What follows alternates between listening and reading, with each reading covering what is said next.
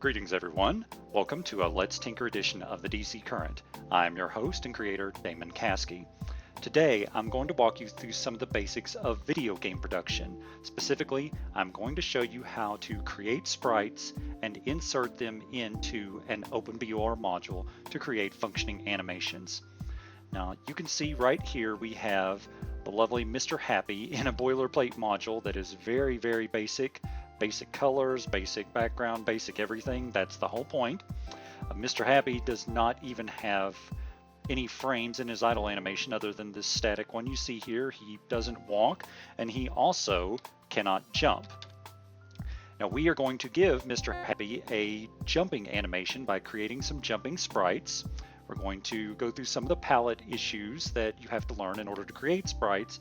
And then if we have time, we'll also make some landing and some liftoff sprites to give him a little bit of terrain interaction, but at the very least we're going to get him a jump. So to start with, we need to gather the tools we're going to need. One of them is of course the boilerplate module, but we're not going to use this copy. I'm going to bring down a fresh one so you can see how that it works. So let's close that out and go to the chronocrash.com website. Now, I own and create this website, so I can tell you it's trustworthy, at least for me, because, see, also it is mine. To get to any downloadable resources, you visit the forum and then you click on the resources tab. Now, in order to download resources, you do have to register on the site. I apologize for that. It's just my way of keeping the bots out. And for the time being, we are having a service ticket running right now that is causing Gmail to be rejected by my host. Now, I'm barking at my very expensive host to fix that, but until that happens, don't use Gmail. Use pretty much anything else. Use your UK Link Blue Mail. You can use federated logins. I have Discord, I have Reddit, I have Facebook. I did have Twitter. I can't remember if I've hooked it up to X or not, but anyway, you've got a lot of different ways to register. It's very painless, and once you do, you will be able to download items. Even without registration, you can still browse around though. So the first thing we're going to do is grab a copy of that OpenBOR boilerplate.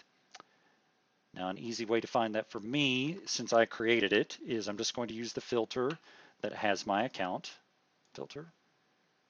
But there's a lot of different ways you can search. You can use the search bar up here. You can filter by different types. You can range by alphabetical order, however you need to find something.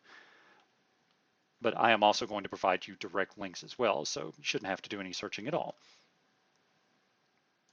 There is the OpenBOR boilerplate. Spent the last couple of days creating it. It is a brand new module. Oh, I've already had a couple people downloading it though.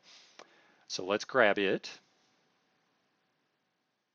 Okay, it's very small, 3.8 megs, and we already have it downloaded. The next thing that we are going to need is a tool called PalApply, and that does exactly what the name would suggest. It applies palettes, which I will walk you through when we get to that stage. Let's go ahead and grab it from the resources.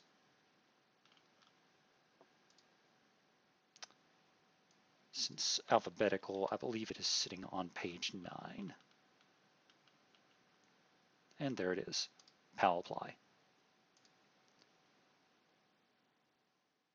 Excellent. There is PalApply. The third tool is optional, but it is very handy for creating modules utilizing the OpenBOR engine, and that is chronocrash modders tools by Dr. Piccolo. It's an interesting name. He is one of our more prolific creators out of France, and he has written a brilliant editor that is still in progress. So let's go to resources and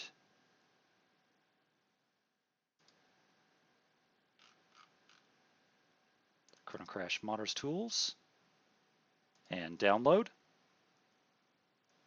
And those are the three tools that you can get from the chronocrash website.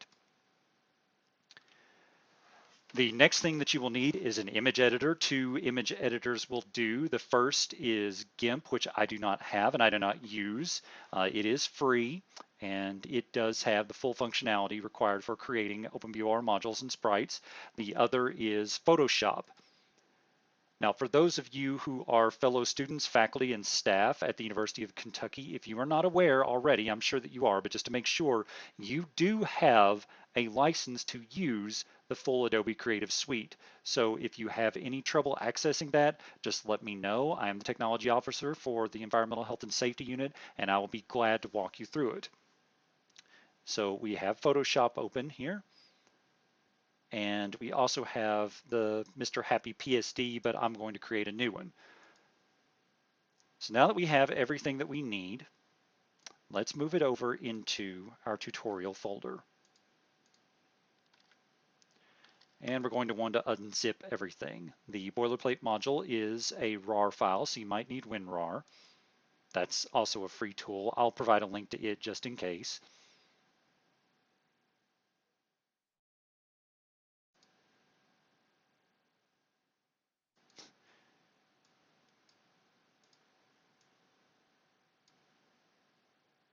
And there's the boilerplate module. So let's open it up and make sure that it runs. So I click on the inside of it, you see the OpenBOR executable. That is the engine that will run our game.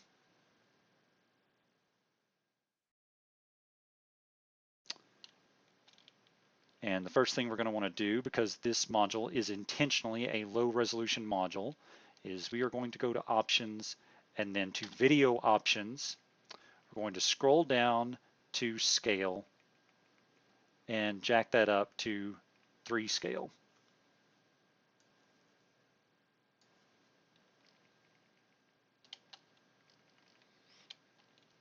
Now, one of the most important aspects that you need to know is this is a game engine. It is optimized for side-scrolling beat-em-up type games, but everything, and I do mean everything that you see here, is all running on defaults. It is all malleable. You can change anything, you can script anything, so if you don't like what you see here, no problem. It can be modified and or eliminated or appended if you wish. So we're going to start a new game. There's only one stage. There's only one character. And there we are, our working boilerplate, just like we saw it before. So we know that our download worked. So we'll go ahead and shut that down. End game.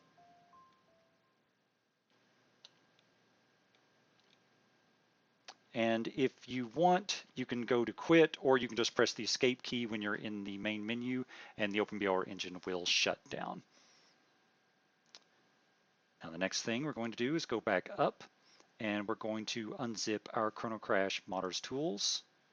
We're not going to open it up just yet, but I am going to put it in the folder where it belongs.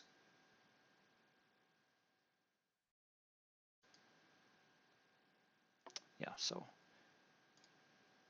I always like to open these up before I extract them, just to see if I want to extract them to a subfolder or not, because you end up with a double subfolder. There is our chronocrash modders tools. We're going to click on chronocrash modders tools exe just to make sure it opens up. Excellent, and you can see some other projects that have nothing to do with this that I've been working on. It keeps a registration file, but on yours it will be completely empty. So for for this, we're going to add a project, tutorial, boilerplate module, data folder.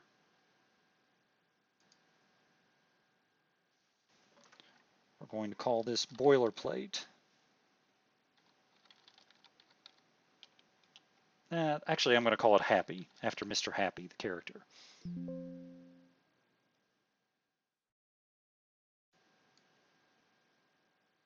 And for this, this is just a matter of taste.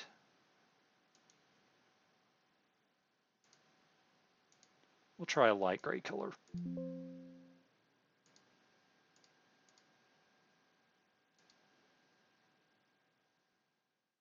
No, I do not want to use legacy. Load save settings directly from this project folder. Yes, I do. No, I don't want to use the last session. And once we have chronocrash modders tools open, we will see our entities over here, or rather our models. And don't worry if this is getting a little confusing, because right now I'm just going through tool checks. Excellent. So I know that the chronocrash modders tool is operational. We will come back to this later on, and I'll give a more in-depth explanation. Actually, let's go ahead and shut it down there. And the last thing, of course, is the pal apply. So let's have a look inside of it. Yes, I definitely want to subfolder zip that one, or extract that one.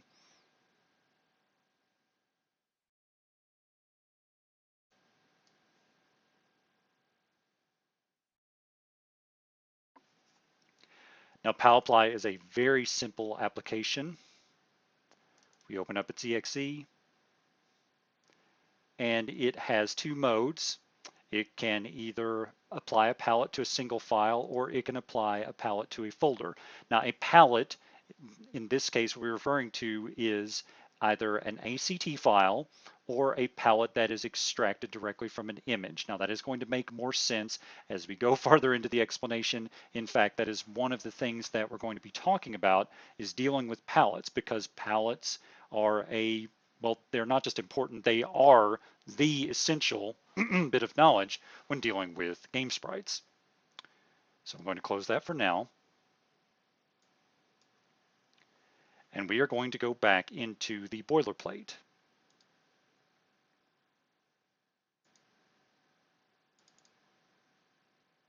And we are going to open our data folder. And we are going to open up our characters folder. And there is Mr. Happy. And then you will see there are three documents here. The first is idle, the second is a text document, and the third is a palette. What we are interested in right now is the idle, because that is an image that we're going to use to extract and create a working file to begin to build our jumping frames. So I'm going to right click on idle, and I'm going to open it with Photoshop. Excuse me. Now, normally, I would already have a working file going. This is kind of a chicken and egg thing. But again, I want to walk you through this process step by step. So assuming we don't have a working file, how would we create one? Well, that is fairly simple. You see this pink background. That is sometimes called magic pink. There is a reason we choose this color, but the color itself isn't actually important. We'll get to that in just a moment.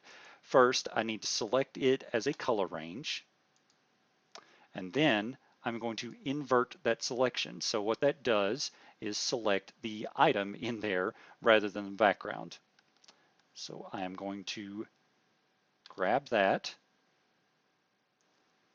and then I'm going to paste it, but I'm going to use paste special, paste into place, so that it is exactly where it is. Well, I missed a step. Let me back up there. I also need to convert this image into RGB color. Then I'm going to paste special and paste into place. And what I've done is transferred the Mr. Happy image into a layer and left our background as a background. So that is fairly important, because we need to have those two separated. Now the next thing I'm going to do, since I want to create an all new animation, is I'm going to start up a frame animation. So in Photoshop, if you do not already see the frame animation window, you go to Window, and then you select Timeline. Now, I just deselected Timeline, but you will want to make sure that Timeline is checked. And once you've done that, you will see Timeline and there's nothing in it, so we will need to create frame animation. As soon as we do that, we have our frame 1, which includes our background and our layer 1, and we can get started working. Now from here, it is going to be a matter of drawing, but before we do that, I want to explain a little something about how the palette works. So to do that, I'm going to save idle 0,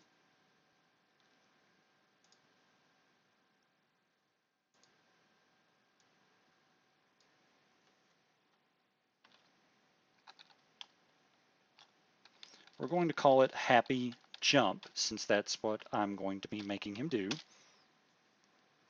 And then I'm going to bring in another copy of idle 0, and we're going to talk about palettes.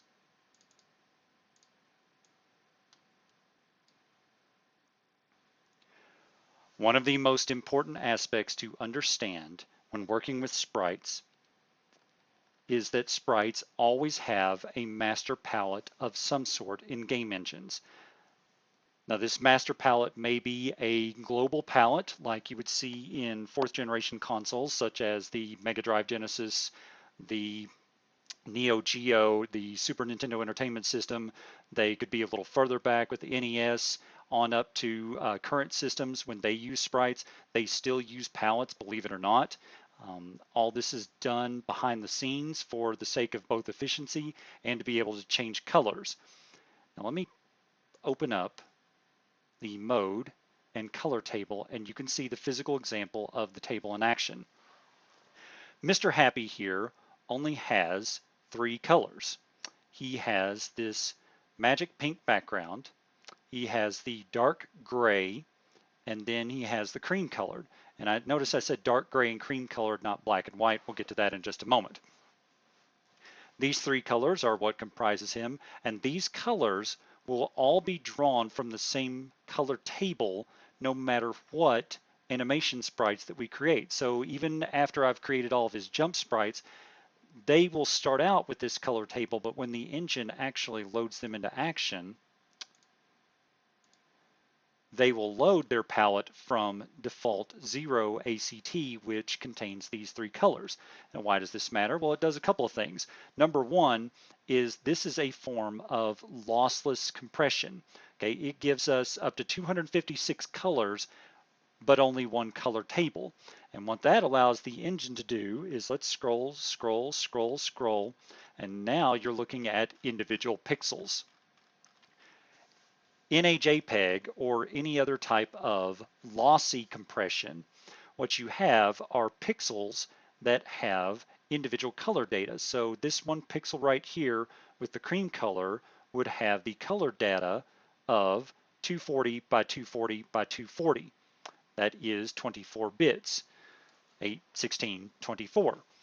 What the color table allows us to do instead is replace that with a numeric reference. So instead of 240, 240, 240, it has the number 2, or rather it has the bits that arrange for the number 2, and then that makes a reference to the third position, 0, 1, 2, in the color table, and then the engine knows to display that color onto the screen.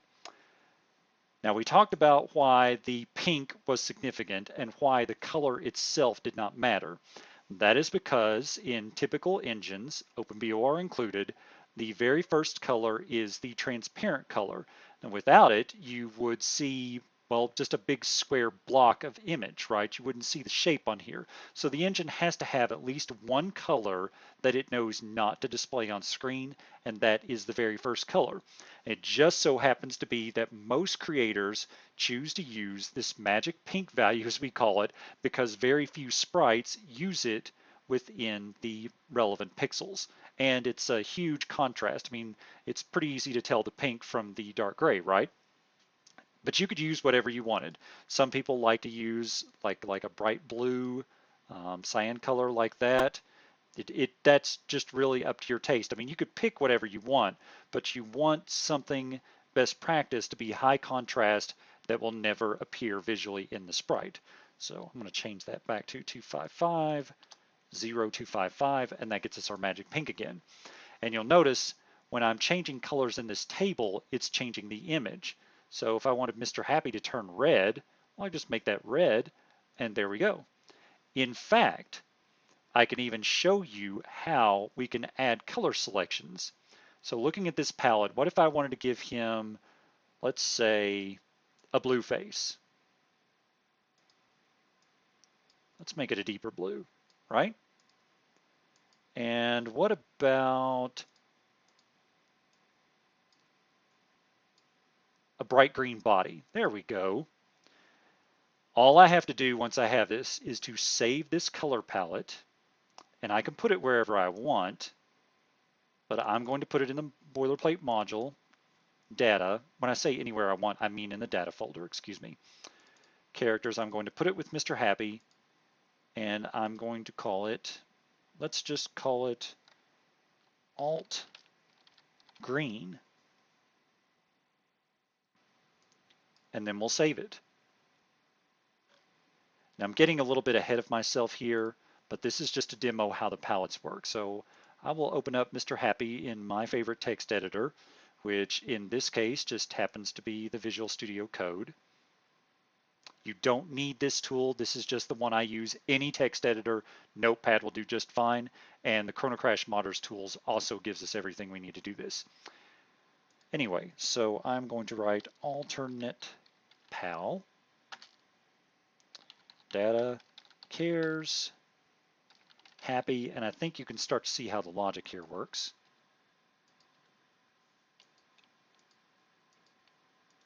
Let's push that down just a little bit. Open it back up. Alt green 0.act. Make sure I spelled that right. Well, there we go. Alt green 0.act. We will save it. I'm going to make a quick check here to make sure that color selection is allowed. So we're going to open this with Visual Studio Code. Yes, color selection is allowed. Again, don't worry if I'm getting ahead of you. I'm just demonstrating how palettes work. So don't worry about me going down the rabbit hole just yet. We'll come back around.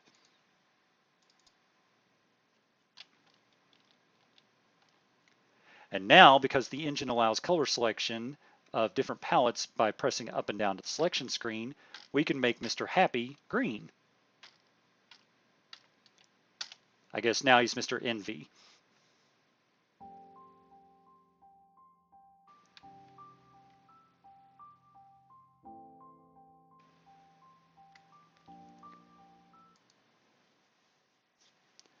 So let's return back to Photoshop and we'll cancel all this, put his colors back where they belong. The important part that I want to emphasize is because of all that, every image that is saved has to match the base palette. So in other words, because our base palette of Mr. Happy here is this magic pink, the gray, and the white cream, all of the images we save have to have this same palette of magic pink, gray, cream.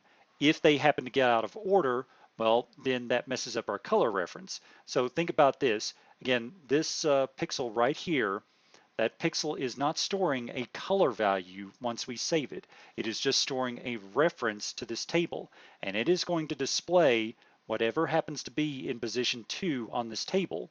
So if we were to, say, accidentally save this guy and Photoshop assigns that a value of 1, then when that sprite displays, it's going to display gray instead of the cream colored eyebrow, and then you just end up with messy colors. And that is one of the biggest hangups that new creators run into. So again, cannot emphasize this enough, make sure that you always save with the color table in the original order. And all you really have to do that is just keep the order that we have here. And when you draw the sprites, make sure that you're using the colors from that color table. So we're going back over to our Mr. Happy animation, and we want to give it a jump animation as mentioned earlier. So I'm going to use the original as a palette swatch. That's what I'm going to use to grab my colors so that I know that I'm not grabbing the wrong colors. I'm going to make a copy of this layer. We'll call it jump 0.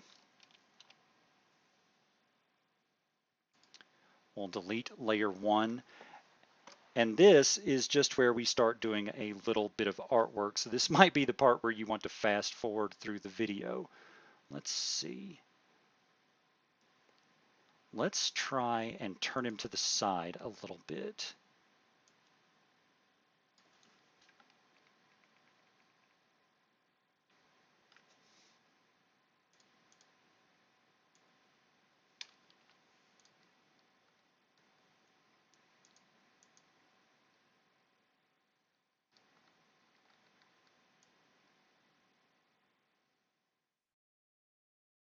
And we're not really going for massive artistic integrity here, just trying to demonstrate how the process works.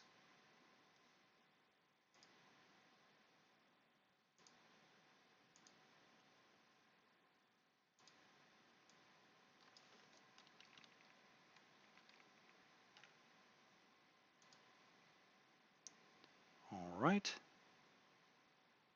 Now the problem is, if I were to leave that as is, you can see that it would look like he's lifting off the ground.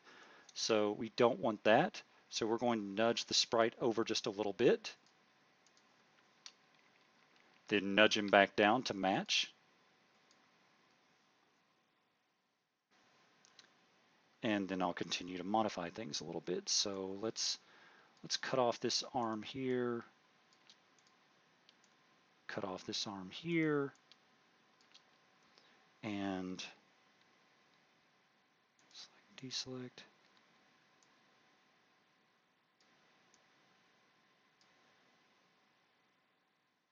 And we'll move his head just a little bit this way.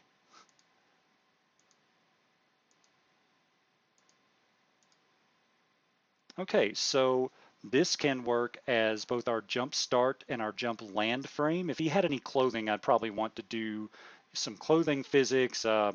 Really want to go a little farther with the art here, but this is all about expediency and efficacy at the moment. So this is our first jumping frame. This is the load up frame. And I'm going to export that using, actually no, I'm not going to export that using the Save for Legacy. I'm going to show you how the PAL apply tool works. We're going to save that as a standard ping.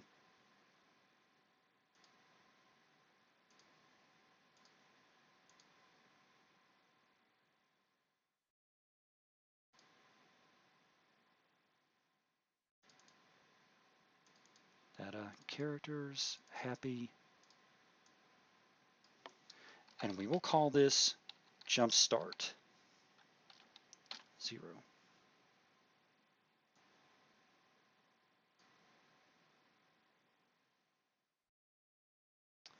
All right. Now we're going to try and make the actual jumping up animation. So we will start again with our original idle, and we'll make a copy of it.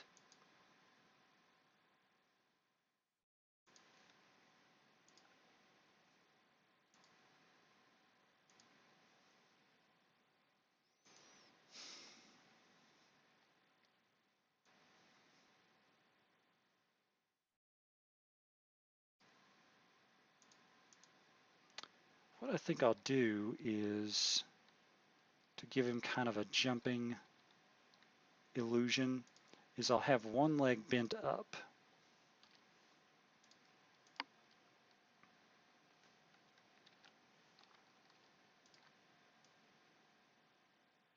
Like he's tucking it under himself.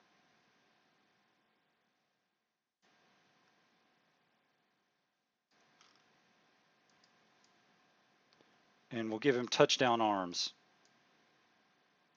like he's doing jumping jacks.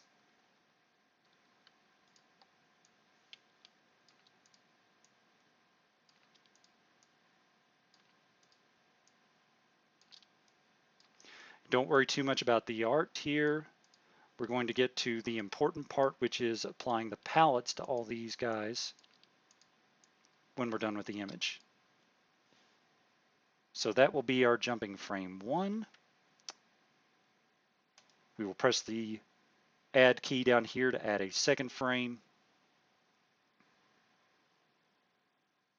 I'm going to duplicate the layer.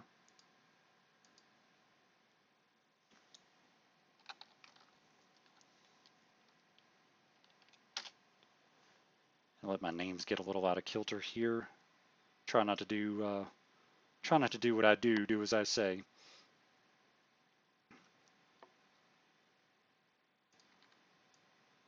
Bend his leg a little higher. Need a bigger eraser here.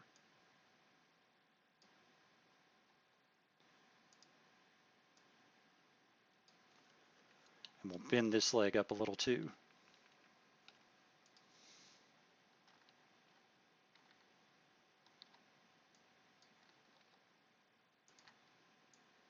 Bring his touchdown arms just a little higher.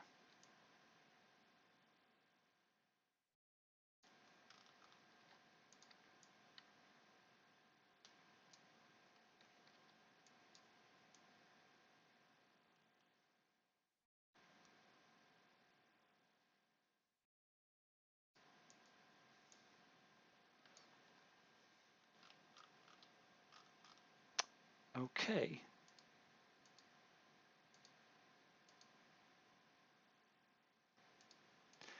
Since this video is already starting to stretch and I'm probably boring you, we will actually go with these 2 frames.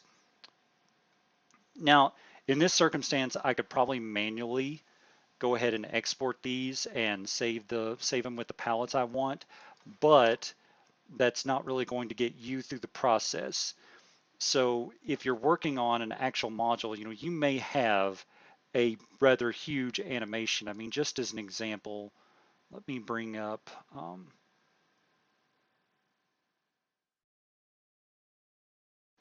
that's not really helping, so I'll just go directly to one of my projects.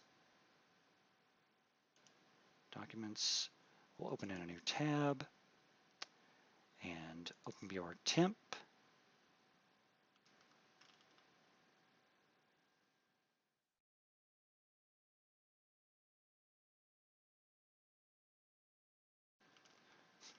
Well, doesn't that figure that I cannot even find it? That is because it is under Git repos. And this is my original project that I'm working on. This is all hand-drawn by yours truly. So I'm going to bring up a work folder, work files, the character Valis and we will bring up his idle, or actually let's just bring up his walk animation.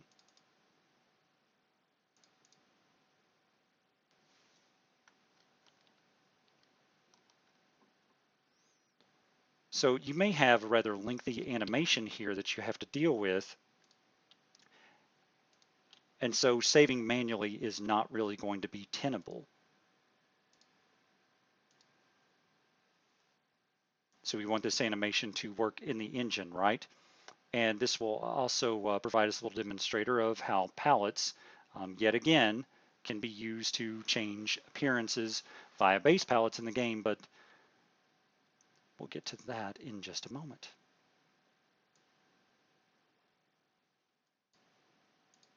So back over here with our jump frame, so we only have 2 of these guys, right?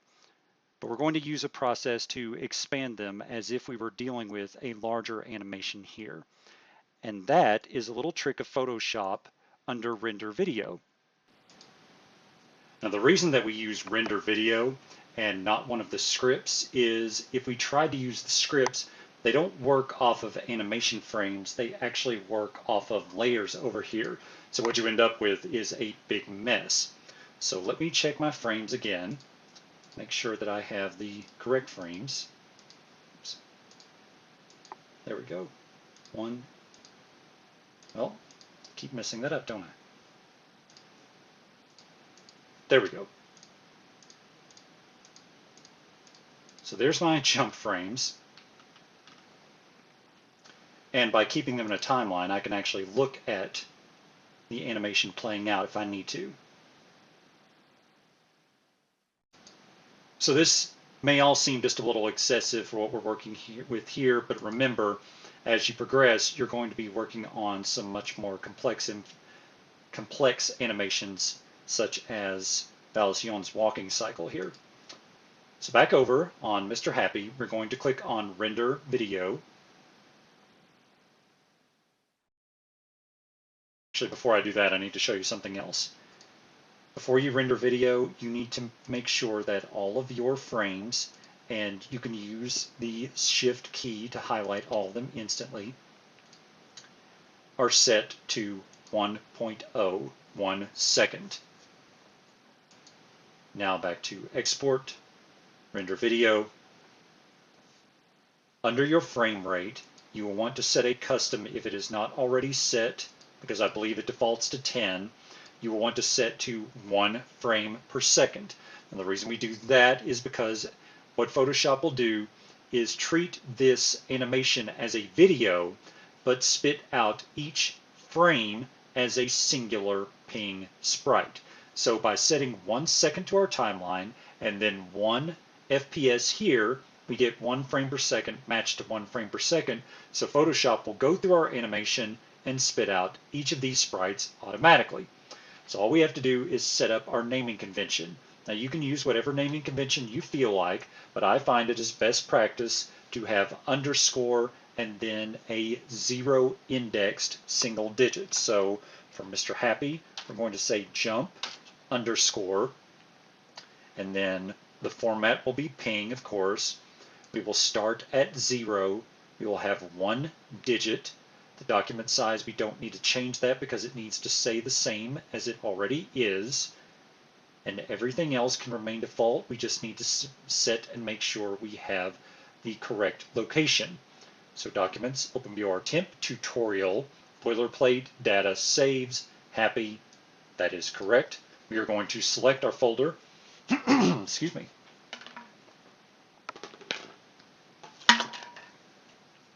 Sorry, I had to have a drink of water there. Now, go over everything one more time. Jump underscore, select folder is correct. 0 indexed. You don't want to get this wrong, so make sure to double check. Document size is the same. 1 frame per second, matched to 1 second frames, and we will render. And that's it. It's that fast. Even if we were to do it on the Valis walk, you would see it takes about half a second, and it is done. Now, if the frames already exist, Photoshop will ask if you want to replace, otherwise it will just create more with a different name. So if we come back over to Mr. Happy, we can see that we have the idle frame, we have the jump start, we have the jump and the jump 1, 0, and 1 that we created from our render. But there is a problem, and this is where our pal apply comes into play. If we were to open these up in Photoshop, we will see that it has saved them as 24-bit RGB color ping files. That, of course, will not work. We need palette lossless compression files with matched color tables. So what we're going to do to fix that is open up our pal apply tool. So I'm going to go back to the happy file, click on the tutorial folder, and open up, not chronocrash monitors tools, the pal apply.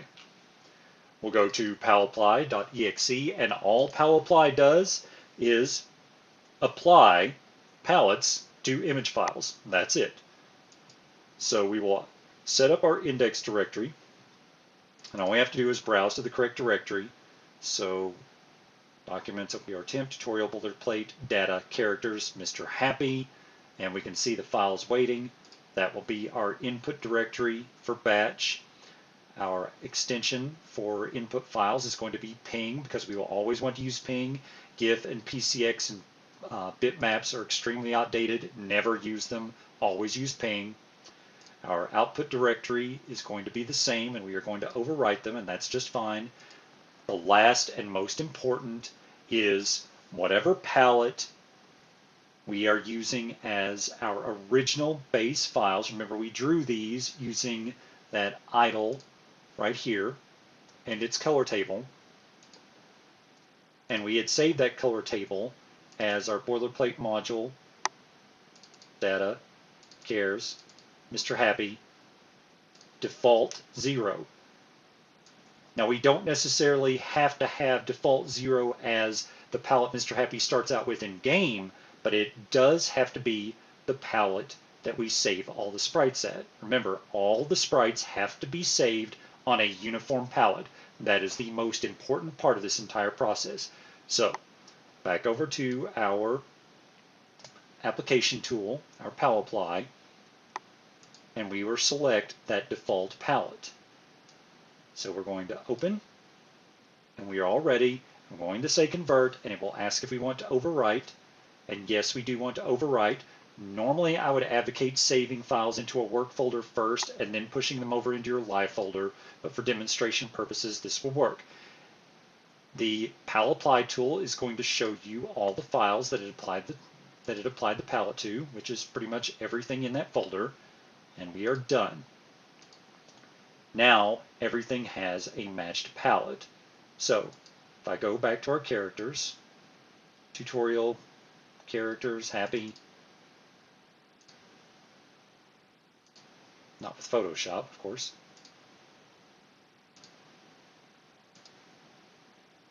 Boilerplate module, data, characters, Mr. Happy.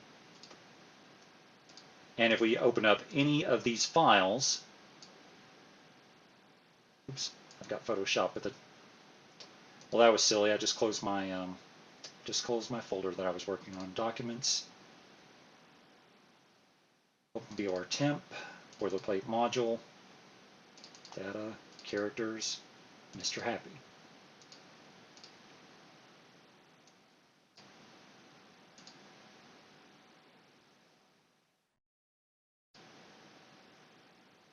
Sorry, tutorial, boilerplate module, data, characters, Mr. Happy.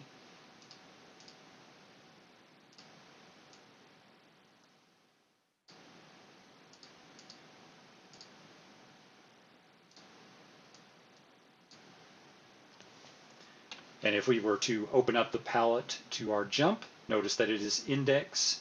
It should match. Yes, and it does. Now do not worry about this black color right here. Basically, any color that is not being used will go to RGB 000, and that's just the way the palettes work. The important part is the colors in use are the magic pink, the dark gray, and the cream color. Now I'll have some advice for use of colors in just a few moments that relates back to this, but first we want to create our animations and test. That is where the chronocrash modders tools come into play. So let us, one more time, go to our boilerplate module, our tutorial folder, and we are going to open up chronocrash modders tools.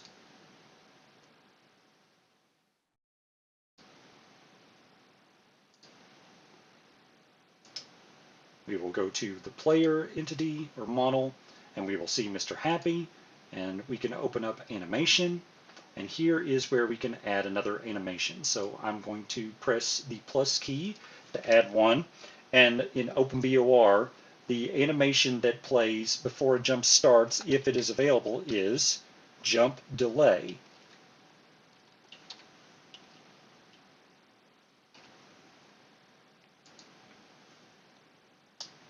And generally you just want to copy stuff from your existing animation. So I'm going to copy from idle.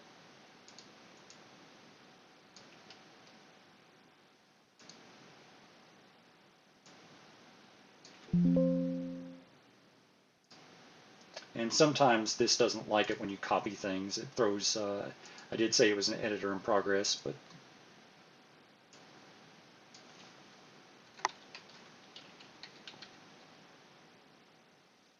and there is our jump start 0. I'm going to give this a delay of 8. Delays are measured in centiseconds, so that is 8 centiseconds.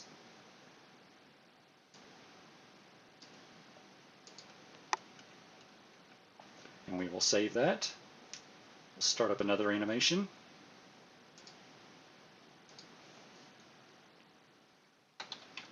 That will be jump land.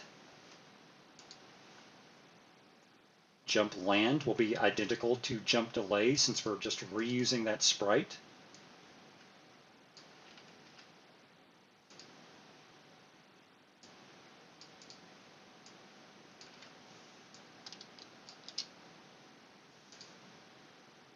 Only when he lands, We're going to make that 15 centiseconds.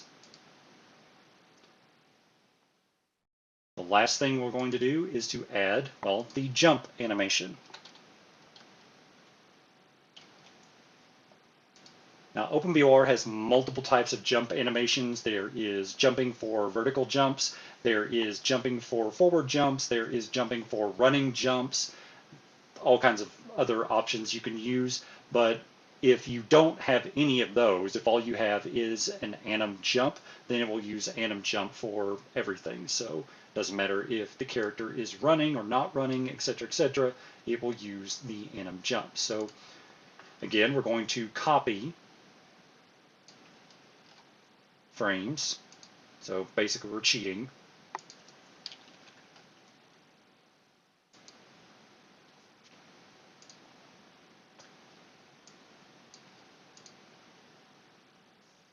I'm going to remove that miscellaneous. Okay, so now we're going to have jump 0,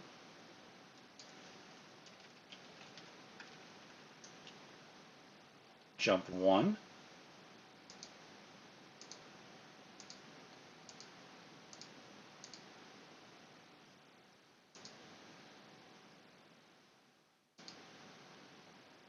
let's go back over here because I'm seeing a mistake that I made. Well, no.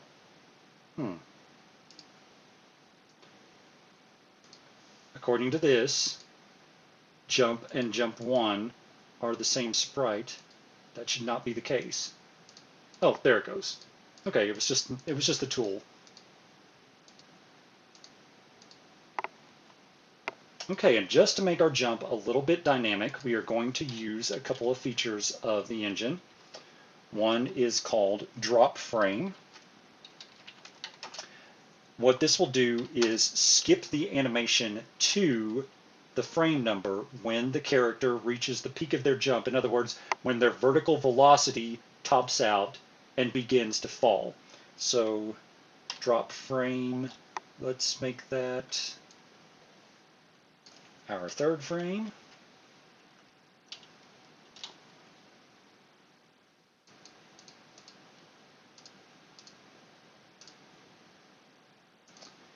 And what we will do here is give our second frame delay a nice round number of -1000, because using a negative delay of any kind creates an infinite delay.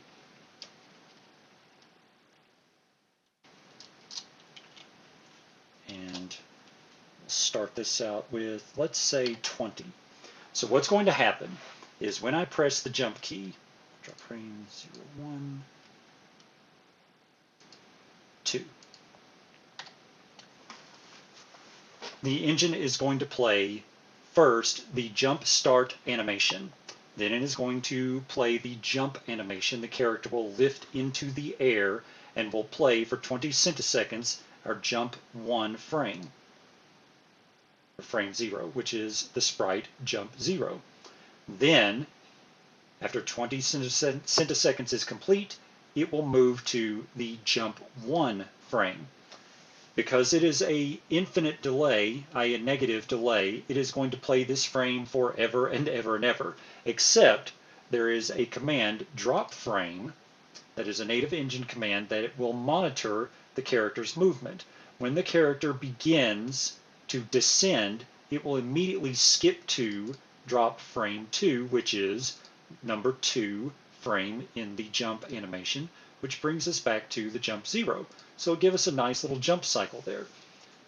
Now we can save this, and hopefully when we open up the module, it is going to play our jump animation.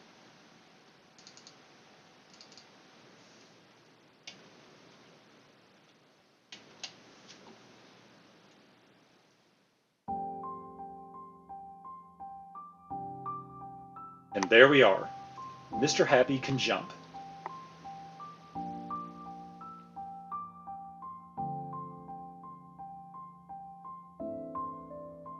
See how he holds the first pose until he, see how he holds the second pose until he reaches the top of the jump, and then he switches back. The only thing is that's just a little bit quick, so let's tweak that. What if we used a delay of 15 centiseconds?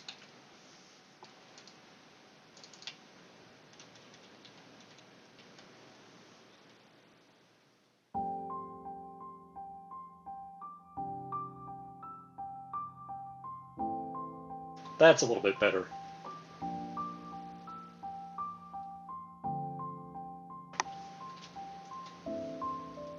Now to see our drop frame in action, we're going to go to Mr. Happy's text header, and we're going to give him a much higher jump.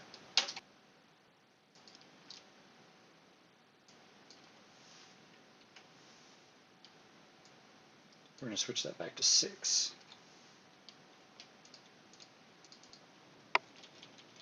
Not 8. Shows 8 will take him clear out of the screen, so there we go. And watch his shadow. And you can see it's still perfectly timed to his rise and fall. That is the beauty of drop frames.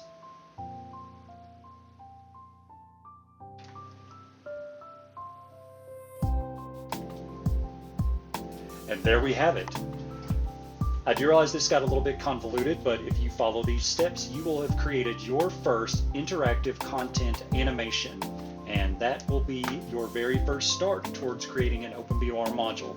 Now, one last bit of advice that I want to give, and it comes back to the colors. Remember when I opened up the colors on jump 1, and you saw this matte black RGB 000 color on the first unused color cell?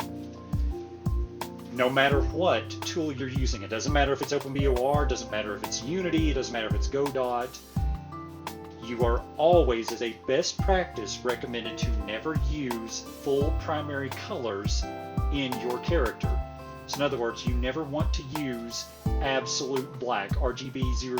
You never want to use RGB white or RGB red or RGB blue. Now you can always repalette those with a base palette later on, but you do not want to do that in the character design. And the reason for that is, well, it conflicts with colors as far as color tables use, and some engines use primary colors to indicate state. For instance, in OpenBOR, in a subscreen, which is a much more advanced concept, but within a subscreen, RGB 000 also acts as a transparent. Now, if you want to have black, all you have to do is just choose 1, 1, 1, and the human eye cannot discern the difference. Same thing for red, you could do 2, 5, 4, 0, 0, and the human eye cannot discern the difference, as long as you do not use 2, 5, 5. Now, I will be back with more videos to start explaining the principle of smart palettes, but I think this is enough information for now. I will place links to the tools in the description of the video, and you also can use the handout to help guide yourself through this. If you have any trouble, please contact me on the forum, and I will be happy to assist in any way that I can. Thank you very much, everyone, and we will see you next time.